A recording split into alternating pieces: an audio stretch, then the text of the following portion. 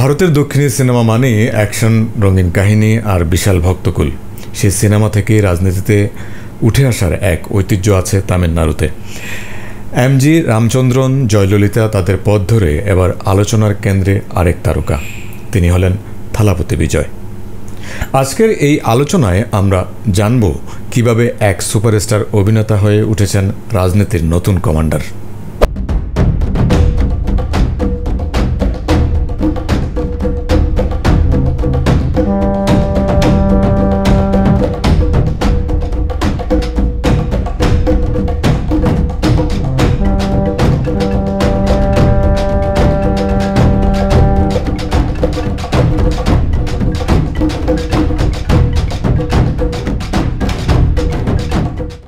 বিজয়ের জন্ম 1974 সালের 22 জুন চেন্নাইয়ে। পুরো নাম জোসেফ বিজয় চন্দ্রশেখর। বাবা ছিলেন পরিচালক, মা প্লেব্যাক গায়িকা। ছোটবেলা থেকেই সিনেমার আবহে বড় হওয়া বিজয় মাত্র 10 বছর বয়সে প্রথম চলচ্চিত্রে অভিনয় করেন। শিশুশিল্পী হিসাবে অভিনয় করতে করতেই তিনি জনপ্রিয় হয়ে ওঠেন।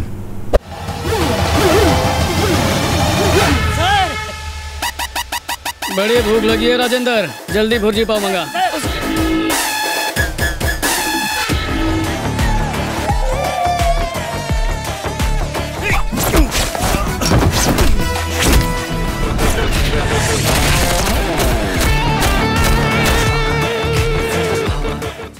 1992 সালে মাত্র 18 বছর বয়সে নালাইয়া থিপ্রু সিনেমার মাধ্যমে নায়ক চরিত্রে অভিষেক হয় বিজয়ের।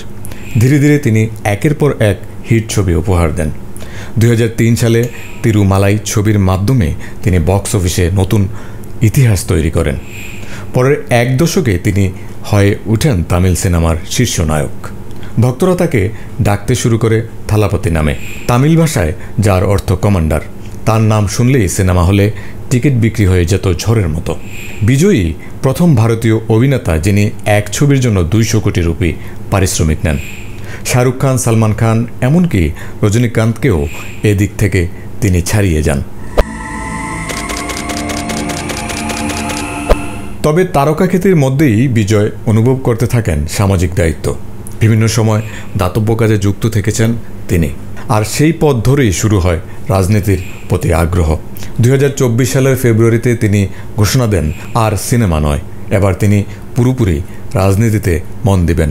নিজের ভক্ত সংগঠন বিজয় ইয়াক্কামকে রূপ দেন একটি রাজনৈতিক দলে।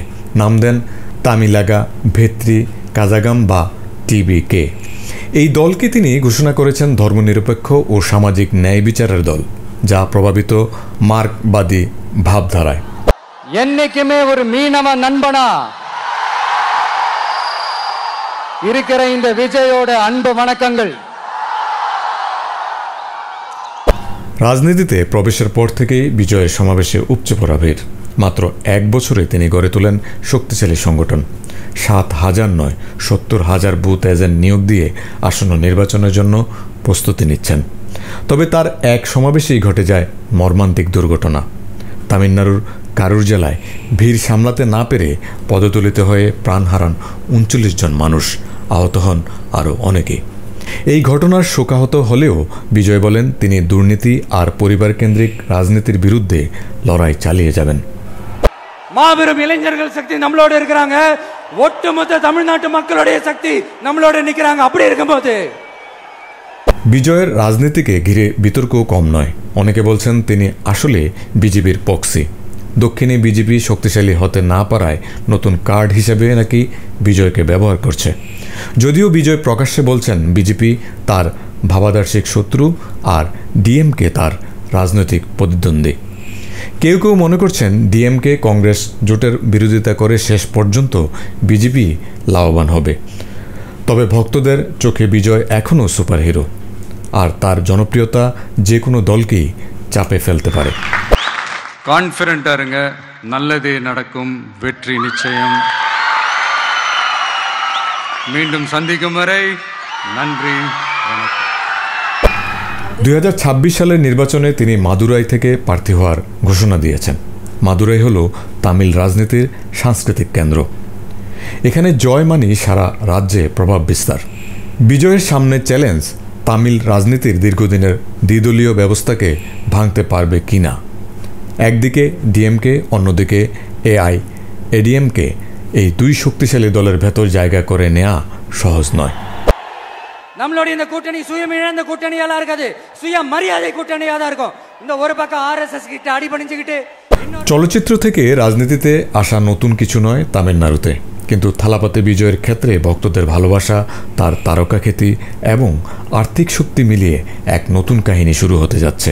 প্রশ্ন এখন একটাই, তিনি কি এমজিআর বা জয়ললিতার মতো নতুন অধ্যায় রচনা করতে পারবেন, নাকি রজনীকান্ত, কমল হাসানের মতো রাজনৈতিক ব্যর্থতার তালিকায় নাম লেখাবেন?